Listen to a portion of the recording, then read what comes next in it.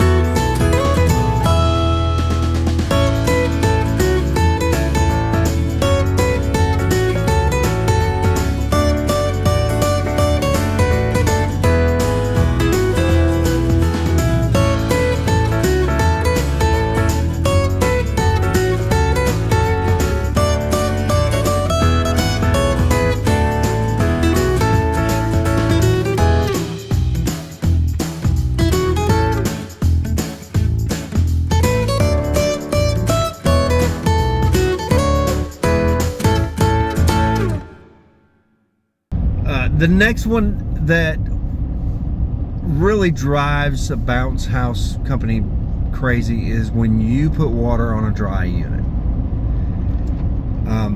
a lot of units are crossover, and a lot of units it won't do so much damage to the unit if it gets wet. But what you're forgetting is that there's some prep involved in cleaning or picking up water units as opposed to dry units, and vice versa. So when you put water on a dry unit, what you're doing is you're throwing everything out of whack with the pickup and the delivery and the cleaning and the whole 9 yards. There's a reason. Again, most of the time, if it's a wet dry unit, you won't have any problem with a company saying, yeah, we'll set it up for wet or whatever, unless it's in the dead of winter or something like that, and they just can't get those kind of units dry in the winter. But on the flip side,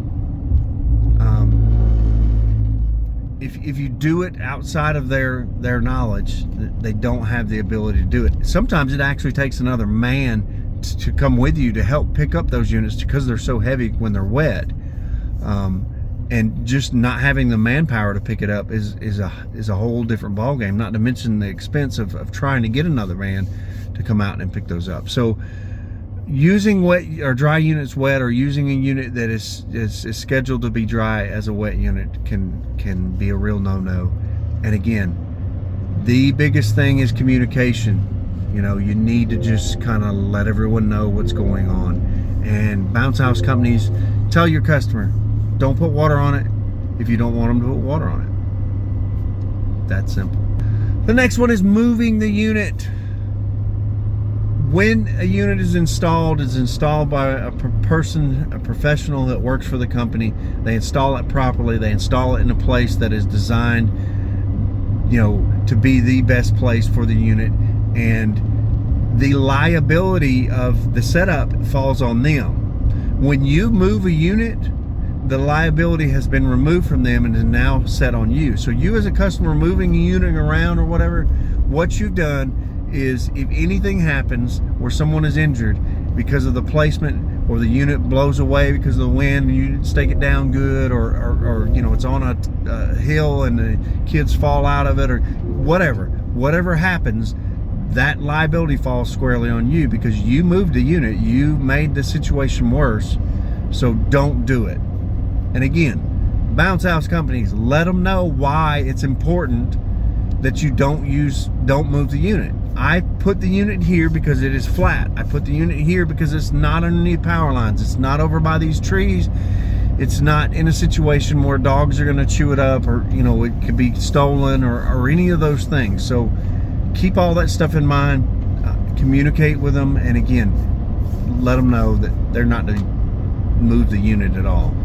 The next one is kind of one of my biggest pet peeves, simply because I think that I give good value for my customers, and what I really don't like is haggling for payment. Not on price. I don't mind price when we're setting up the initial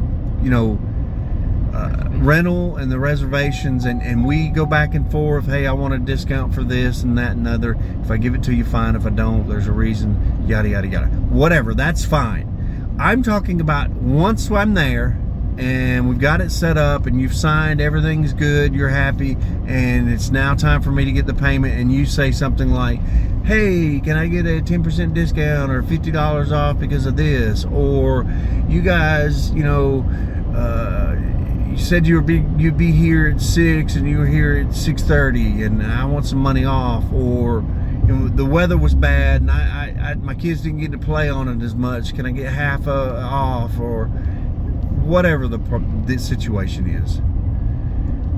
Don't do that. We've already come to the agreement. Okay, I've made the trip. I've done everything that I'm supposed to do. I've come the yard that I'm supposed to come. I've traveled the distance I was supposed to come, and you've created a situation where now I'm just trying to get paid, and that's not what it's about. We've already established that. Because it is a fun and a child involved and a toy-like business, some people don't take it serious and they think, oh well, I'll just do what no, that's not what it's about. Because this is a business. It does feed my family. It does feed my employees' families. It is important. It pays our bills. You need to treat it like such, and when we agree to a price, you need to come to that understanding. The other side of the coin is chargebacks. If you didn't like it, you shouldn't have took it. And if there was something that came up, you should have allowed them to address it. And if they could address it, fine. If they can't address it, then talk to them. But charging back on your credit card, to me, is paramount to theft. It's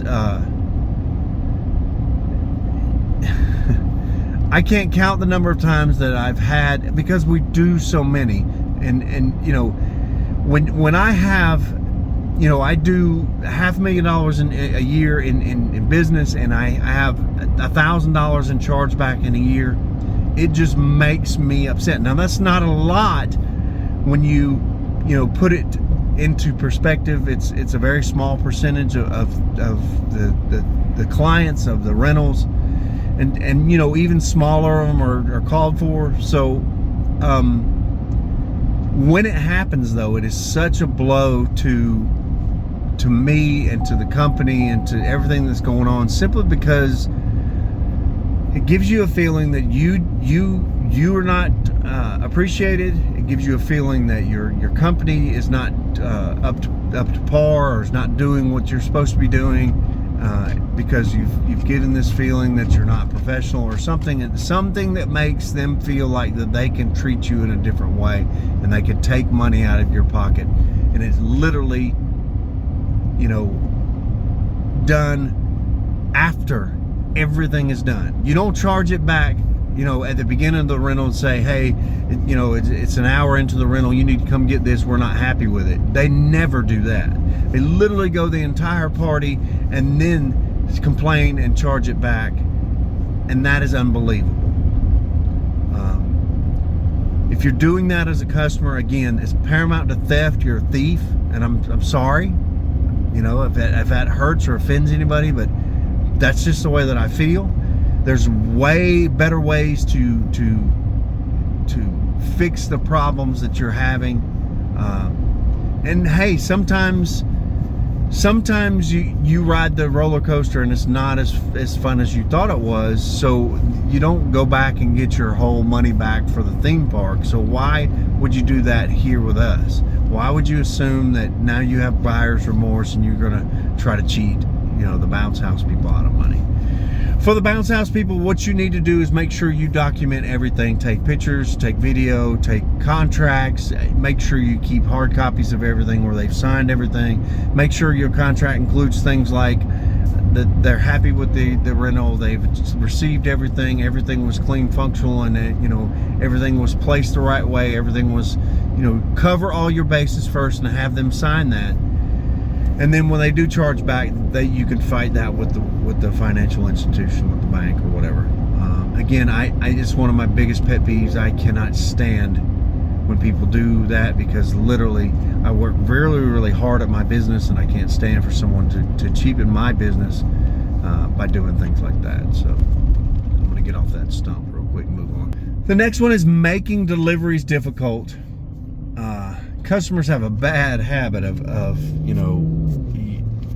I need to figure it out. They park the cars in the way. They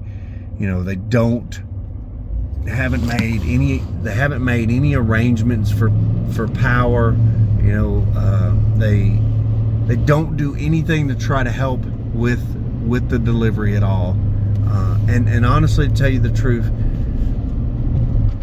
that's a shortcoming on their side, and it's tough on the delivery side of it, simply because there's not a whole lot you can do short of trying to work through it or whatever. But if I got to roll a pair of hand trucks all the way through a bunch of cars and risk scratching a car, or risk whatever, it creates a situation where the delivery becomes way more difficult and not worth doing that. And honestly, I would be more inclined not to do a rental where the customer is acting as if they don't want the unit and they don't want the services, or they make it difficult and act like that, it's just not, it's not conducive for the partnership that is the rental. If you want it, try to help me out, meet me halfway, do the things you need to do, move the cars, open the gates, put the dog up, all the things that make it difficult. You don't need to do, and try to work through it as a customer. For the rental side of it, be clear, be concise, be communicative with your customers so that they understand when you're going to be there, so they can make those arrangements to get the cars out of the way and do the things that they need to do. So those kind of things can help. Communicate with your customer. The next one is power and water issues. Unless it's my responsibility, unless we've agreed that I'm supposed to bring a generator or something like that, power is always the customer's responsibility. Customers don't have an understanding of power, and they literally have they think that you can plug everything in and it'll run, and it doesn't matter. And they don't understand that the blowers are using lots of amps, and that trips breakers, and it does the things that it do. That being said, educate your customers, let them know what you need. I need a 20 amp circuit per blower, and I can only be 50 or 100 feet from the plug. Let them know. And if it's not something that can work, tell them they have to rent a generator, or you can rent them a generator, or whatever you're going to do. Same thing with water. If they have poor water pressure, it makes it very, very difficult if you're doing multiple units, or if you're doing a unit with double slide and it's got to go across the thing and the whole 9 yards. If they don't have water available, if they don't have the pressure needed or whatever, again, communicate with them and tell them what you need. Distance isn't so hard on the water as long as you have the hose, but if you don't have the hose, it can become a problem, so let them know. Again, we tell our customers that we go up the unit, but they have to get to the unit. So, and most of them understand that. But yeah, when a customer calls constantly that the breakers break, the breakers keep popping, or the water is not coming out on this side of the slide, or whatever, because they have poor water pressure. Again, those kind of things make the bounce house company very, very upset, because we're literally trying to do our best with what you have provided, and it's not something in our control. You have provided the power and the water. How are we supposed to make that better? I can't do it. So keep that in mind. And again, let your customer know what you need, what kind of power needs you have, and go from there. The next one is again another one of the pet peeves that I have, and that's nitpicking or nagging, or that customer that literally just nothing is ever right. I've had customers that were unhappy with a slide because it had last year we had 2 blowers on it, and now this year it only has 1 blower. Well, it's a newer unit, it has a bigger blower on it, it doesn't require 2 blowers. Nope, it's soft, I can feel it, it's not right. And it's just because the year before they had 2 blowers on it. That's the only thing that they're going by, is what was going on the year before. It has absolutely nothing. I know my unit, I know what works on my unit. And again, the nitpicking and nagging is I've had customers that made me move a unit because they didn't want the water from the water slide to seep into a certain part of the yard, and I literally told them I can only move it a foot or 2. It's not going to make much difference. Nope, got to move it. And when I moved it and they looked at it, and they're like, oh yeah, you only moved it at 2 feet. It didn't make any difference. I've had a customer who told me where to put the unit. I put the unit there, and their wife came out. No, we don't want it there. We want it over here. Well, this is an 800-pound unit, and I'm literally there with my son, because on drop-offs, it's a little easier to do with two people. So I had to manhandle this 800-pound unit up and try to move it. And when I kind of let the customer know, I need to know exactly where you want it, she became upset with me. And I don't understand. I don't understand why you giving clear instructions is a problem or a fault of mine, when literally, I'm the one that's having to do double work.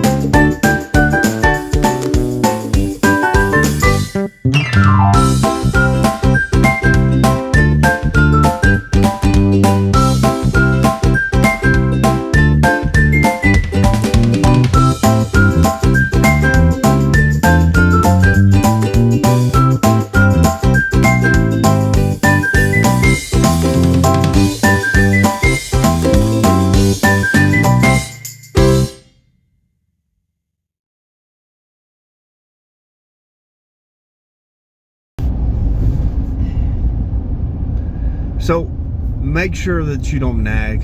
Make sure you don't nitpick. Again, communication is key. Letting them know where you want it and how you want it and what your vision is. And nagging and nitpicking is not something that's going to change. Also, calling and it's 6:05. You said you were going to be here at 6 o'clock. Again, when I talk about these deliveries and time periods, we do ours many hours in advance. So it's not like their party is starting at 6 o'clock and the unit's not there yet and the children are waiting. What I'm talking about is that this is several hours before, and we gave you a time period, and you're trying to hold me to a certain time period that's within your schedule but not within my schedule. Again, it's very, very difficult, and you calling me every 5 minutes saying that this or that or the other, it does not alleviate any of the pressure. It doesn't make it any better. It literally just makes it worse. We had a customer who called us and told us that she wanted a certain slide. We booked a slide, but we noticed that it was a slide that was too small for her kids. We replaced it with a bigger slide, which would have cost her more, but we kept it at the lower slide price. And then when we got there, she told us that it totally didn't go with the theme of her party, and that she wanted her money back and the whole 9 yards. The very next year, she rented again, and she rented the unit that we brought her the second time. So it was okay. It was just a matter of she wanted to complain about something, and that's what she complained about. And again, it was my fault because I replaced a unit and didn't communicate with her, and so I took the hit. But then on the flip side, when you literally call me the very next year after giving me a bad review and telling me that you wanted a refund for me giving you a better unit, and you rent the very unit that I gave you the year before, the better unit, you literally are just charging back, or just causing problems just to cause problems. The last one we're gonna call number 10 is cancellations. I hate cancellations, especially when cancellations are uncommunicated or uncalled for. I'm not talking about someone got sick. I'm not talking about severe weather. I'm not talking about family death or whatever. I'm not talking about all the things that pop up. I'm not talking about life. I'm talking about you book a unit, we call to confirm it, it's going to be delivered tomorrow, and you tell me, oh no, we decided not to do it. But you didn't call me, you didn't communicate that with me. And again, a lot of customers will do deposits, and that kind of alleviates things. But remember, a deposit is nowhere near the length of the rental. And if you're a small company and I tie up one or two of your units, that's a big hit. That's a lot of money out of my pocket, because those units are not delivered. And even though there is a deposit that's not refundable, even if we did do that, it's just not enough to make it to where it's going to be worth your while. It's going to be a situation where you're making the money. So cancellations are a big no-no. And again, communication is key on your side. The absolute worst thing you can do as a bounce house party is just assume, because when you roll up and no, we canceled that, and you're sitting there trying to figure out your schedule, and now you got this extra unit and no money, and this workers working for money that's not going to be brought in, and the whole 9 yards. It's not a good thing. The last one that I want to talk about are acts of nature, things that are out of my control. If it's raining, I don't control the rain. You have an opportunity to cancel, reschedule beforehand. Our policy is right up to the time of delivery. If we leave the shop, you owe us the deposit. If we arrive at your house, it's delivered. You owe us the rental. So it's pretty easy, and it's not very difficult to understand what you need to do and how you want to handle it. We had a lady that called us today and said that she was upset because there was a bee inside of the unit. Now, folks, a bee doesn't fly inside of a rolled up unit. A bee doesn't survive in a rolled up unit. A bee flies into a unit that's already set up in their yard. And if there are bees, they came from your yard. They are your bees. That is your problem. I don't want your kids to be hurt. I don't want there to be an issue. I really don't. But it's not my fault. It's an act of God. It's an act of nature. It's not something that I can be blamed for, or you can recoup something off of me, because I don't control that. Ants. Same issue with ants. We've had the same issue with ants, that there's ants in the unit. Well, there's ants in your yard, and they're climbing up the unit, and you should treat your yard, or you should do the things that you need to do to make things better. So anyway, those are the ones that drive us crazy. Again, bounce house companies, the biggest advice I can give to you is communicate with your customers, make everything clear, document, and show the customers everything that's going on, so that and they know, and everybody's happy. And as for the customers, go be right by these companies, because they're really trying hard to bring your business, to bring your party around and make it a good thing, and make their business worth having it and doing the things that are right. So help them, help you, and everyone will be happy. Give us a like, give us a subscribe, tell everybody about us, and keep watching. We'll see you guys on the next one.